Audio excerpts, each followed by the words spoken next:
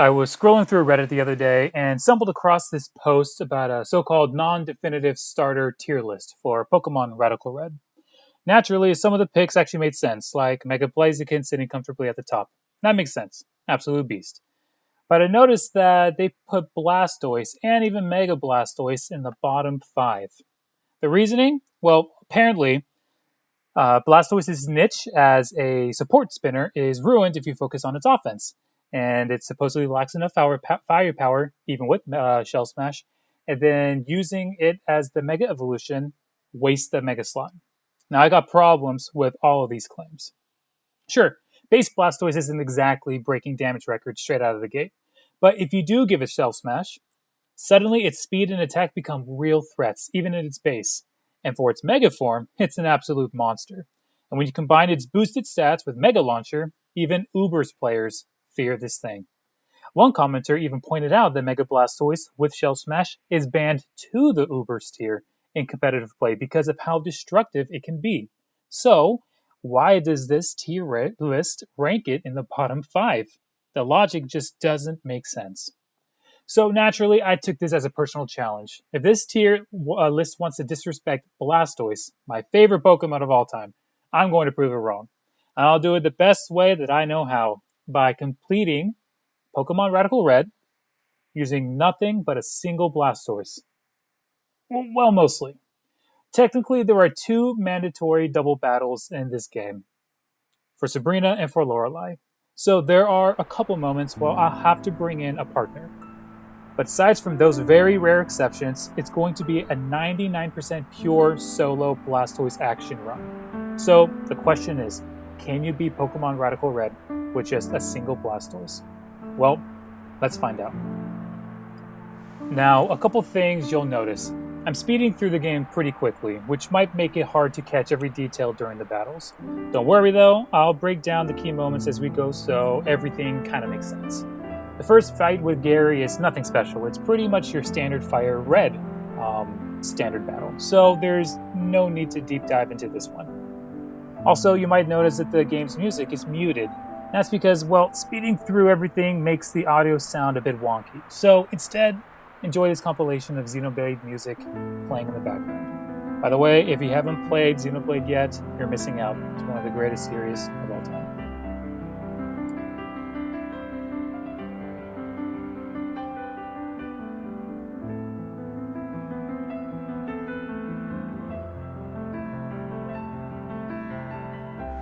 Now, while I absolutely love RPGs, even the grindy level up aspect of the games, I'm going to skip all of that here. Instead, I'm just going to input some of the code to get the unlimited rare candies in Radical Red. Because I want this run to focus only on the battles themselves and not the endless grind. Plus, it'll make everything just go much faster, which is what we're aiming to do in this challenge.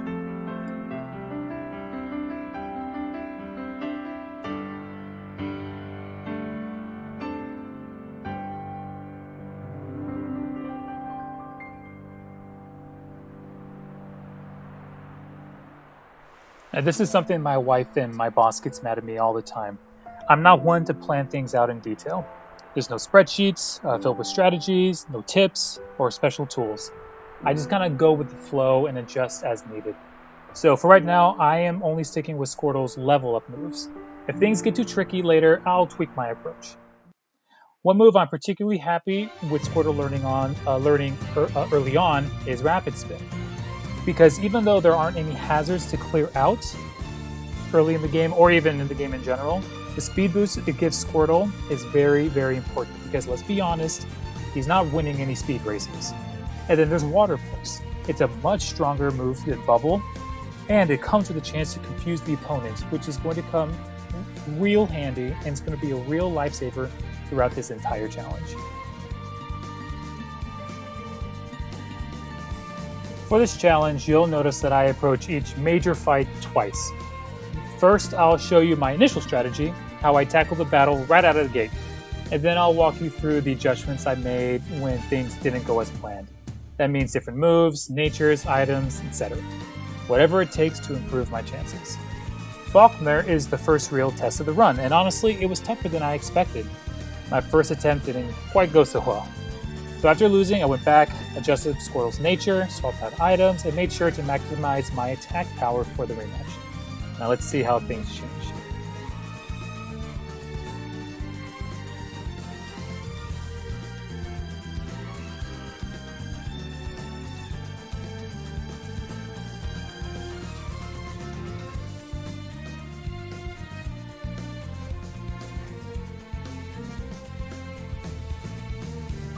Going into the rematch, I led off with Rapid Spin again because, as I mentioned earlier, that speed boost is a lifesaver for Squirtle.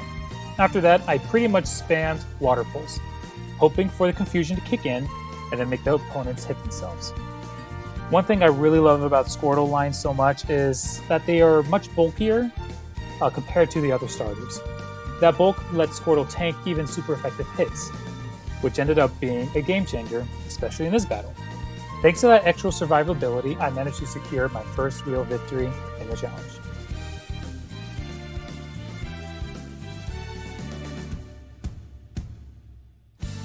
First up, we've got the first gym leader, which is Brock. Since he's a rock-type specialist, Squirtle should have no problem here. As expected, this is actually going to be a first attempt success. I knew that Sturdy would come into play, and I was fully expecting Bulldoze to lower my speed. So, to counter that, I wanted to make sure to stack up a few speed boosts to get that cushion. But honestly, the Water-type advantage was just too much for Brock's team to handle. And with Squirtle blasting through the competition, we moved forward in the challenge.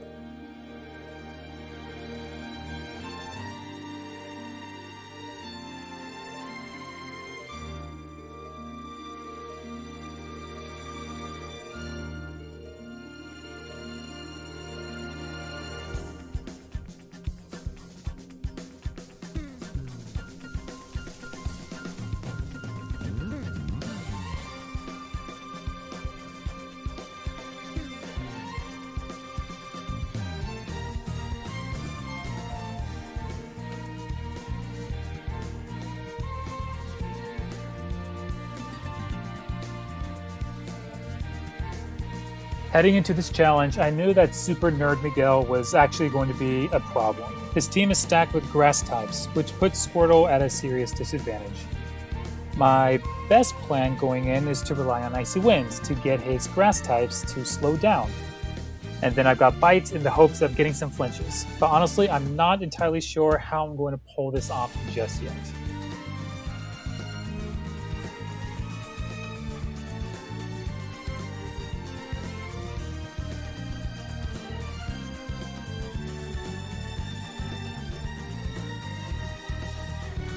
And whoops! After countless attempts against Super Nerd Miguel, I decided to take a break, grab some food, and recharge. When I came back, I managed to win the fight. However, I did forget to record the session. I know, suspicious, right? From what I remember, I focused on Water Pulse for confusion and then used Bite to try and flinch his barrel, which by the way was way tankier than I expected. It was a grind, but eventually Miguel did go down. As for Admin Archer, honestly, that was a joke. No need for commentary there. We just moved right past it.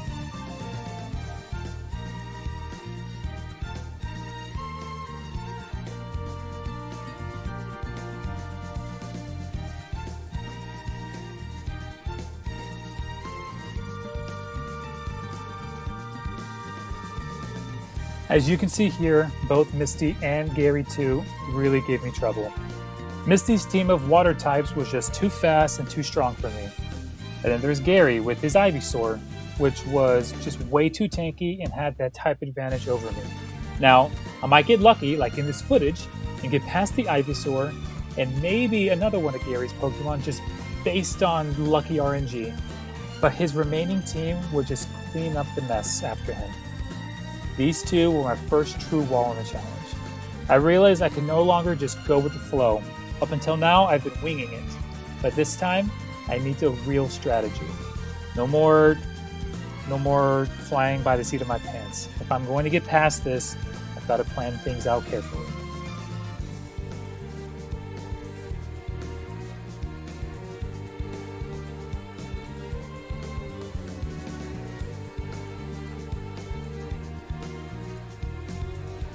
As I mentioned earlier, the Squirtle line is naturally bulky, and that's going to be crucial for my new approach.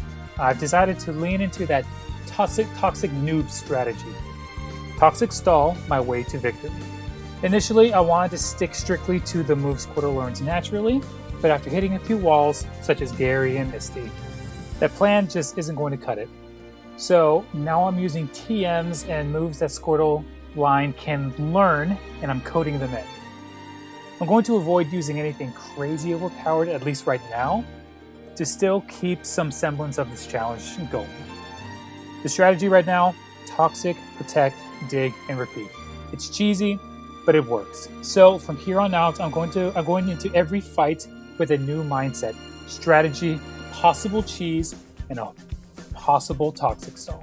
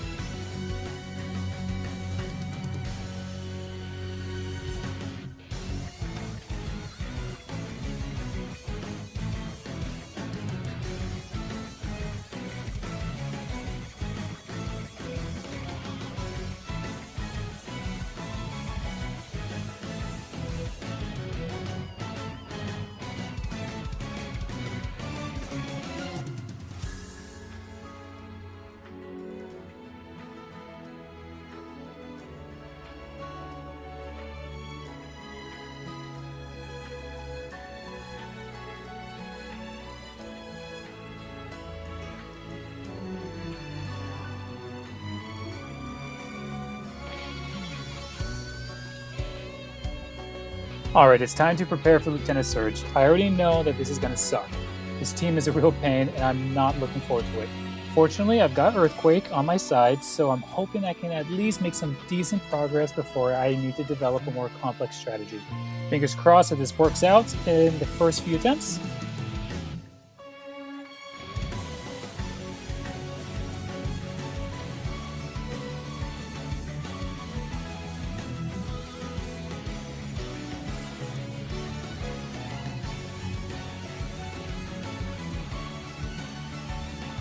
After dozens of attempts, I finally caved in and coded in Shell Smash. It's a move Blastoise naturally learns, so I honestly don't feel bad about coding it in. I just want it to last as long as I possibly could without resorting to it, and at this point, Blastoise needs all the help it can get.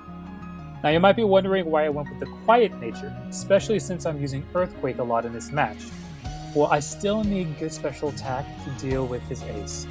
Blastoise has good natural bulk, so I start with Shell Smash to survive the hit and to get my offense in a better position.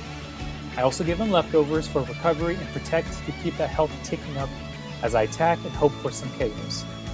The Belly Bolt is incredibly tanky, and looking back, Scald might have been the better option to use instead of Earthquake because of its berry, but hey, you live and learn.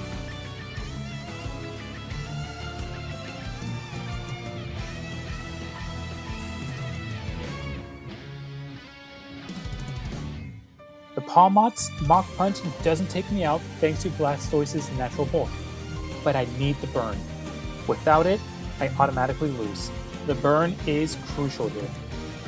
And then there's the Manectric. With its double Intimidates, there is no way Earthquake will KO it.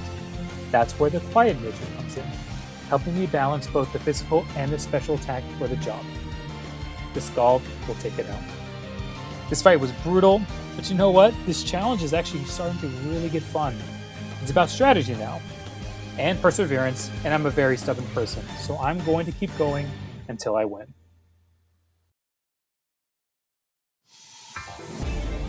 Next up is Erika. Yep, 2 gym battles in a row with a type disadvantage. This definitely sucks, there's no way around it. But I'm really starting to feel the pressure here.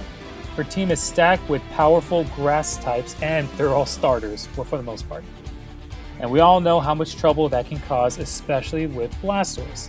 But hey, at least I'm getting some good practice in planning out every move, and I'll be able to develop strategy after a couple of attempts. So here we go, facing off against Erika. Strategy? Well, first off, I noticed that Rillaboom will go for the Grassy Glide KO if my HP is too low. So I made the decision to change my nature to Bold. After turns of recovery, the AI will realize that Grassy Glide will not take me out, and instead it will go for the stronger attack. That's my window to turn the tide and take the advantage.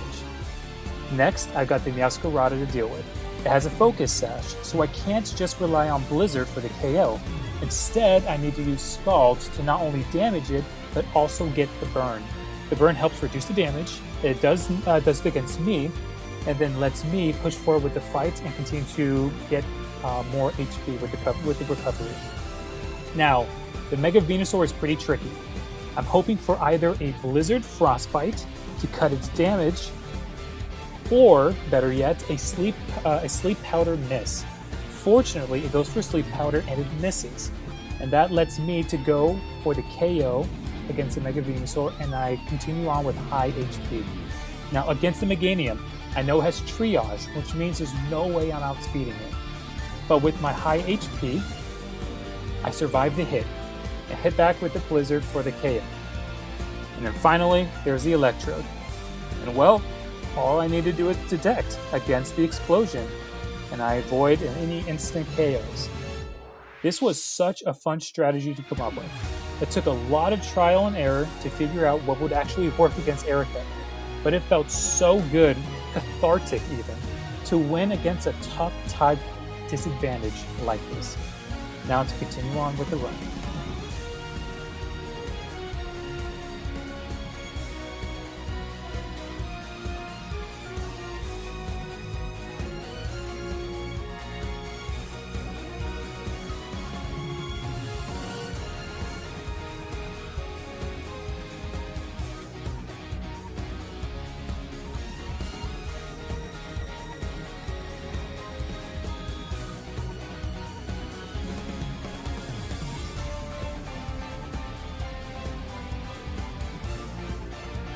Alright, it's time to face Gary again.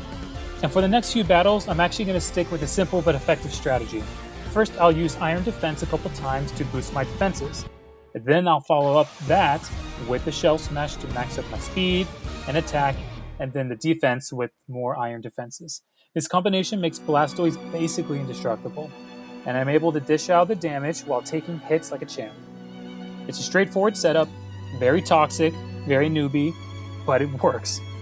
Now, with Blastoise's defenses locked in and all my stats boosted, let's take out Gary in the next few fights without breaking a sweat.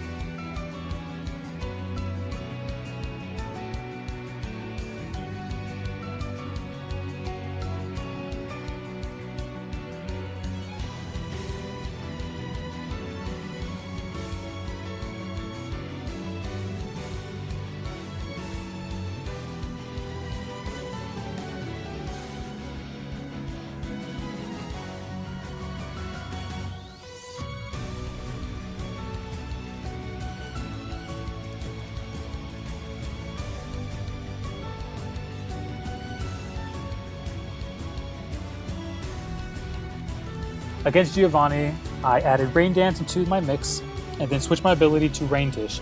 This will allow me to recover more during the fight.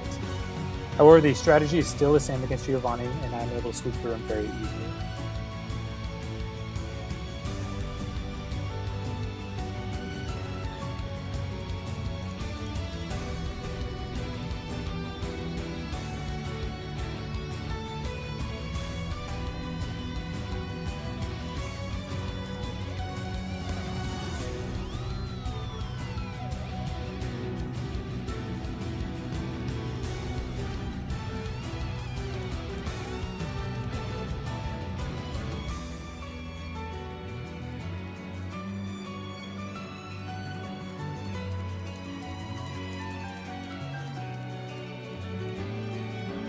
Alright, now it's time for Sabrina, and I've got to admit, I'm not feeling too good about this one.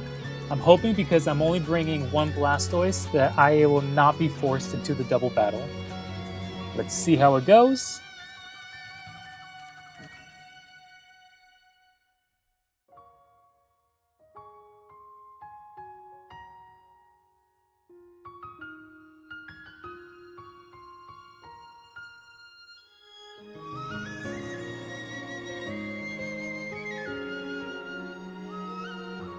So if I'm being totally honest, this is where the run actually dies.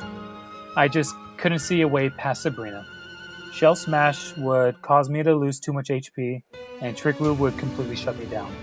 If I tried targeting the Hatterene, the Indeedee would do too much damage against me to recover from.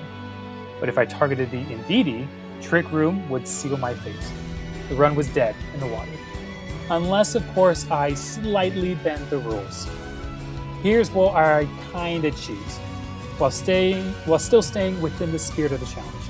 I go ahead and grab another Blastoise. This one has no damaging moves. I give it a fast nature so that it can set up the Rain Dance for my solo Mega Blastoise to do Water Spouts to do as much damage as it possibly can. Sure, it's not strictly Blastoise, or it's a single Blastoise run now, but I'm still trying to get it within the spirit of the run. And now it is the only way against Sabrina. Against Hatterene, the Water Spout is a damage roll. It's unfavorable, but it's possible. But luckily, I just get a critical hit. And after that, it's just Water Spout sweep. I'll be honest, this is the only battle in the entire run where I actually feel bad about what I had to do. But at the end of the day, I needed the Rain Dance for the extra damage. Despite my mixed feelings, I just need to keep on going because the challenge is not over.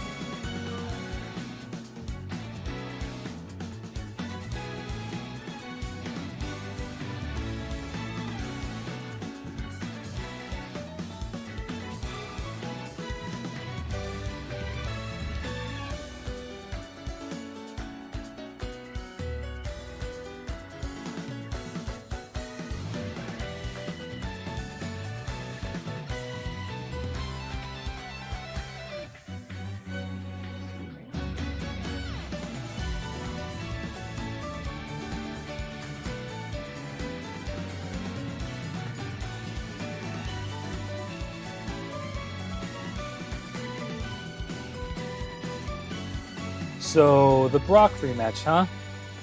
Well, once again, I forgot to record the footage. Classic me. But let me tell you, this was actually a really tough battle because of the weather. Despite the type advantage, Brock proved to be a challenge. However, Blastoise's sheer fire power eventually overpowered his team, and I came out on top. Now for the Misty rematch. This was actually a really tough one, but here's where I get to showcase one of the best damaging moves in the run, Dark Pulse. With Mega Blastoise's ability, it essentially becomes a stab move, and it even has the chance to flinch. In fact, I even get a flinch against Misty's team, and it definitely came in clutch. Now there's Archelodon. Archelodon? Well, it's got sturdy, and it hits like a truck. The Blastoise survives, and with enough firepower, I can take it down. The Palafin is a bit annoying because of its Jet Punch, but it barely just does not have enough power to bring me down, even with the lower defenses. And then I can just KO it, and then the Mega Gyarados, and then the rest of the team. Seriously, how is Blastoise considered a bottom 5 starter in the Radical Red tier list? For me, Blastoise is absolutely killing this run. I'm really proud of him so far. Now, to continue with the run. Okay, the Lieutenant Surge rematch was a killer. It took me forever to figure out the strategy that would actually work. The key to success here is surviving the first hit, and then going for the Shell Smash. And then I need to get the Dark Pulse flinch on the Iron Treads in order to maintain as much HP as I possibly can. Then when the Iron Hands comes out, I have to use Detect against the Fake Out. And then I need another Dark Pulse flinch to avoid dying from his electric moves. After that, it's just a matter of finishing off the rest of the team. Now I don't know what happened to my footage here, so what you're seeing is actually a splice of 2 runs. Hence there's different HP from the Iron Hands to the Belly Bolt. Sorry, I don't know what happened. Don't know how to the winning run. That footage was incomplete, but here's the rest of it. But the strategy is the same. Against the Belly Bolt, it goes down very easily. Now, against the Rotom, I need another Dark Pulse flinch, because if I don't get it, I will lose. And thankfully, I get it. And then finally, against his ace, I'm able to defeat it just with a Dark Pulse. This was a very tough one, but it feels amazing to finally have cracked the strategy to come out victorious against Lieutenant Surge. Now, back to the original run, and no longer having to do the 3 rematches against the previous gym trainers.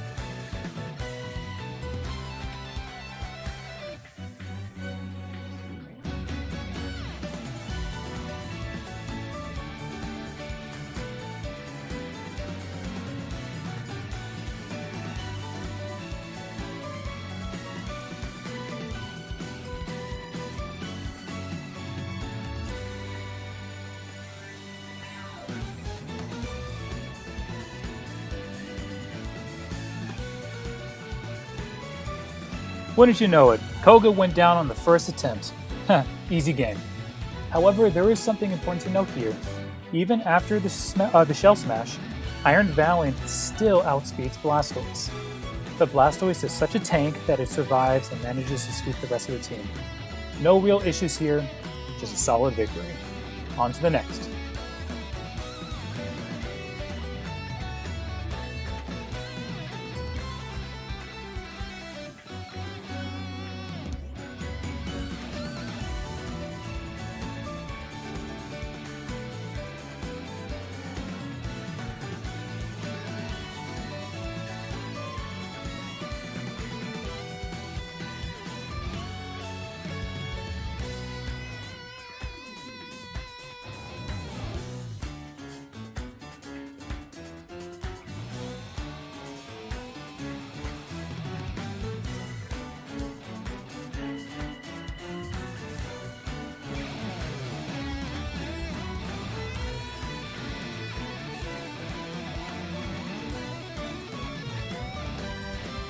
Finally, I've got another type advantage gym against Blaine. Surely this will be an easy one, right? Wouldn't you believe it? Blaine actually turned out to be a very tough opponent. The Sun Weather is a killer. He has tons of priority moves, And even Typhlosion has a priority ability that I didn't even know about, despite having beaten this ROM several times. It took me a very long time to figure the strategy for this battle. I cannot start off with Shell Smash. I get too much damage. I need to start off with Rain Dance. After that, he'll switch to Slither Wings, and I need for him to attack first before I do the Shell Smash in order to survive the hit. Afterwards, then I can sweep through the next few Pokemon. Now, when it comes to the Typhlosion, I was expecting a Fire move due to the priority, but it didn't go to that. I blame the AI because it sees that the Fire move will not do a lot of damage in the rain, so it goes for something else.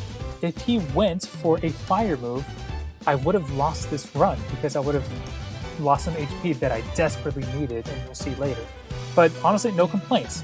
Thank you, AI, for being very stupid. Now, against the Ogroupon, I have a choice. Flinch with the Dark Pulse, flinch with the Dark Pulse, or go for the Water Pulse. I don't think the Water Pulse will do enough damage to KO, so I have to hope for the flinch. But no luck, I don't get the flinch, so I lose. Except it goes for a knockoff! I have no idea what's happening. I'll take it. And then finally, the dreaded Charizard Y. I have to go for Rain Dance because the sun is just a killer. And I believe it'll go for Solar Beam. So again, I need to go for the Flame Dance, for the Rain Dance. Except it goes for Flamethrower. And I'm thinking, oh gosh, after all this luck, I'm done for. But I survive on 4 HP. Blastoise is just the best. He is a legend. After that, I just managed to OHKO the Charizard Y and finish off this stupid, ridiculous gym. Ironically, the gym where I have the type advantage ended up being one of the toughest in the run, and it needed a ton of luck. But again, I'm done with this stupid gym, and now on to the next.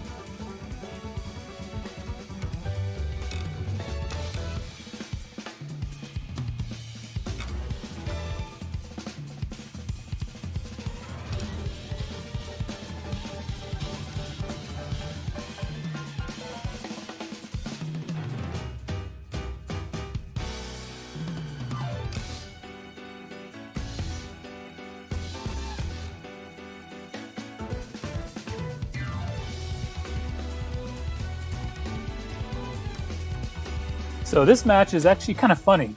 Blastoise absolutely carried this fight, dishing out huge damage, but in the end, it actually did go down.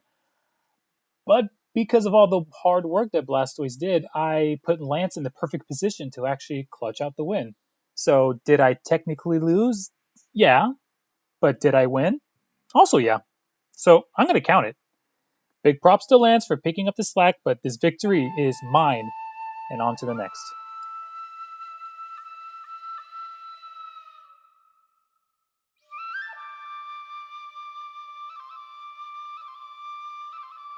Now, you might be wondering why I'm using Base Blastoise instead of Mega Blastoise for this fight. Well, the answer is because of Aerodactyl. It has Taunt, and if I use Mega Blastoise, I won't be able to Shell Smash at all. But with the Base Blastoise holding a Mental Herb, I can get around that Taunt and Shell Smash twice. and with all the crazy offensive buffs, base Blastoise can just sweep Claire's team despite the attack from the Aerodactyl. It's actually a really cool fight, and it worked out exactly as I planned.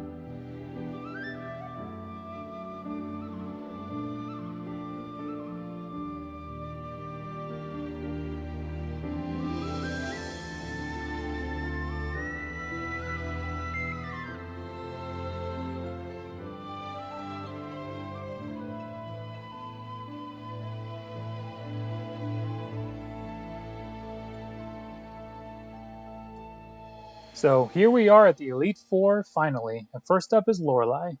This is the last forced double battle in the run, and I tried a few times just with solo Blastoise, but honestly the double targets were just too much for me to handle, so I brought in the second Blastoise. It wasn't doing anything except using Protect, just to stall and keep solo safe. So it was basically just a warm body. The plan was to use Dark Pulse against Ogerpon, and the Blizzard for neutral damage against Walking Wake, and some initial damage against Politoed. Eventually, I take down Walking Wake, but Kyogre is a big problem.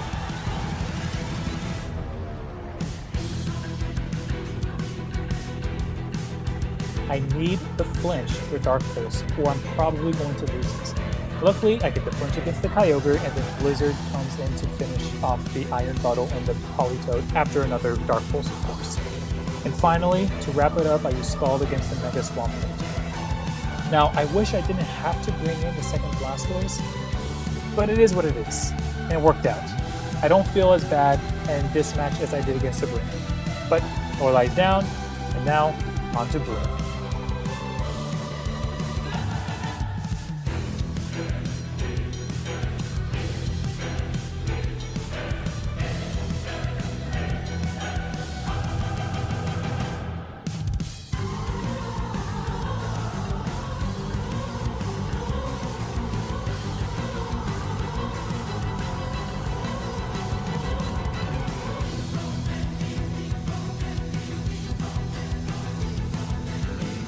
Alright, this fight with Bruno was pretty tough, but I had a solid plan in place. I start with Fake Outs to get rid of the Focus Sash, and then I use a Mental Herb to ignore the taunt Infernape tries to set up. That gives me the chance to Shell Smash twice and get my offense ready. Very similar to earlier fights against Claire and the Aerodactyl. Now I'm using Hydro Pump to deal with the Urshifu since I couldn't use Dark Pulse because of its Sucker Punch priority. Thankfully, it does just enough damage to knock it off. The Urshifu was actually really scary. The Iron Valiant comes up and it's slower than me, which is great. That is a huge relief. It then comes the Zacian. That thing is terrifying, but luckily Hydro Pump does just enough to take it down. Now the Mega Lucario is a nail biter, but thanks to Blastoise's water type resistance against the Bullet Punch priority move, I have just enough HP to finish off the Mega Lucario.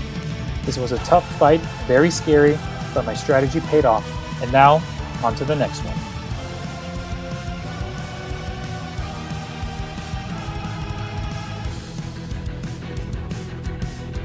Taking a cue from Agatha herself, who said, "Strong Pokemon, weak Pokemon." That is only a selfish perception of people.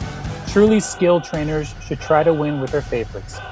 Well, I'm determined to defeat her using my favorite, Blastoise. The strategy here is simple yet effective. Double Shell Smash to deal with her taunt and then go on the offensive with Scald, primarily for the burn chance. Interestingly, I didn't rely on Dark Pulse at all this time. Scald and Ice Beam provided the right coverage for the battle. The biggest threat is Marshadow. Its ability to steal buffs and dish out massive damage with Shadow Snake made it terrifying, but with a bit of luck and a timely burn, I was able to neutralize it. If I didn't land that burn, the fight would have been in her favor. But once the Marshadow is down, the rest of her team falls down in a clean sweep. This fight was clean, minimal RNG, and no major setbacks. Blastoise showed once again that it's not just a favorite, but a powerhouse too. Agatha never stood a chance. Now it's time for what many consider to be the ultimate challenge, Lance. Surprisingly though, Lance is actually not that bad. For this battle, I switched back to Mega Blastoise for the extra offensive power I need against this Primal Dialga. The plan is straightforward. Lead with Shell Smash, and then follow that with a Dark Pulse onto the Garchomp. And I need the flinch, because I cannot take any extra damage, because then that would mean that Dragonite's extreme speed would finish me off. I need as much HP as possible, that is critical. Unfortunately, most of Lance's team falls down very quickly to just one extra move. Now comes the Primal Dialga. Once again, I am banking on him flinch, but instead I just land a critical hit. Easy game. So yeah, Lance wasn't the nightmare everyone makes him out to be, at least not for this run. And now, on to the final battle of the game. Facing Gary as the champion turned out to be the toughest battle yet. Filled with high-stakes RNG moments, the strategy starts out with Fake Out to break Pheromosa's Focus Sash, followed by Shell Smash to boost Blastoise's stats, though I have to take some damage in the process. Then comes the nightmare that is Yveltal. He can either hit me with Sucker Punch or use Dark Hole, both of which KO me. My only hope here is getting the damage roll to KO with Blizzard, and Blizzard can miss. This is the kind of battle where everything can go wrong. Thankfully, I managed to take out Yveltal with a perfect roll. Pheromosa goes down easily next, and thanks to my boost, Water Pulse is enough to finish off Metagross. No need for Dark Pulse here. From this point on, every hit has to land. Blizzard connects with Miraidon, and then again with Eternatus. And now, the real nightmare of the run arrives. Ditto. Ditto transforms into my own Mega Blastoise, complete with my Shell Smash boost, full HP, a Timid Nature, and Choice Scarf. That means even if I do another Shell Smash on my end, Ditto still outspeeds me. The pressure is immense. It hits me with Water Pulse, but I survive it. And I hit it with Water Pulse, hoping for the confusion, and I get it. Now it all comes down to a coin flip. If Ditto hits itself, I win. If not, I lose. And Ditto hits itself.